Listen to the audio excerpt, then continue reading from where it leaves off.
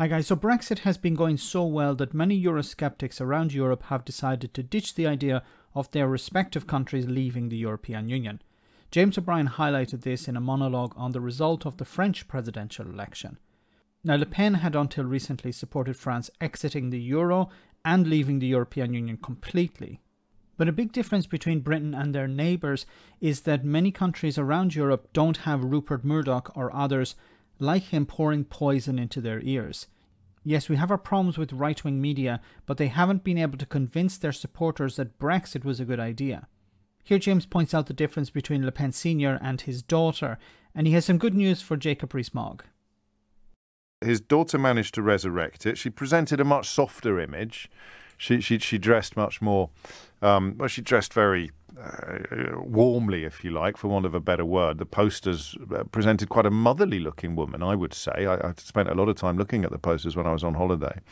And she even, after obviously the reality of Brexit began to become clear in this country, she even dropped the policy of leading France out of the European Union, which had been her previous aim. So there's a Brexit benefit for you, Jacob. You could write that down. It's all going so badly here that even fascists in France have decided that leaving the European Union would be a fairly stupid thing to do. Okay, I love this. So yes, and this has been going on for a while now. Eurosceptic parties had, probably just after the Brexit vote back in 2016, had pumped the idea that yes, look, Britain is leaving. We're going to be next. We're going to ride the wave of the populist wave, or anti-European populist wave, like Farage and Johnson and others did. And when reality started to bite, probably around 2020, many Eurosceptic parties, for example, the League Party here in Italy, dropped the whole idea of a referendum to leave the European Union. Now, some Eurosceptic parties are still holding on to the idea of leaving the euro. They're still blaming the euro for the cost of living crisis, or blaming the euro for government mismanagement. But leaving the EU itself, support for that has dropped significantly. And the fact that you had Le Pen, a reformed fascist, if you want to say, for a better choice of words, she dropped it as well. Now, she has some support from some parties, some small movements within France that still want to leave the European Union.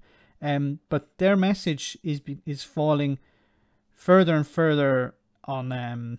It's more and more difficult for them to sell that message, because all you need to do is look across the border and see an absolute disaster. And you don't have a media, as I said at the beginning, like Rupert Murdoch or others like the Daily Mail or the Express or whatever, convincing people of up is down and down is up.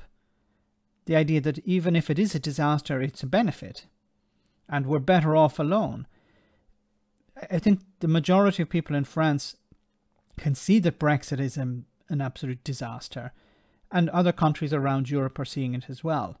Now, of course, there are parties that will be critical of the European Union, be critical of the euro, critical of membership, but I think the vote yesterday really put to bed a lot of those fears and doubts. Let me know in the comment section, guys, what you think. As always, your comments are greatly appreciated. Thanks a lot.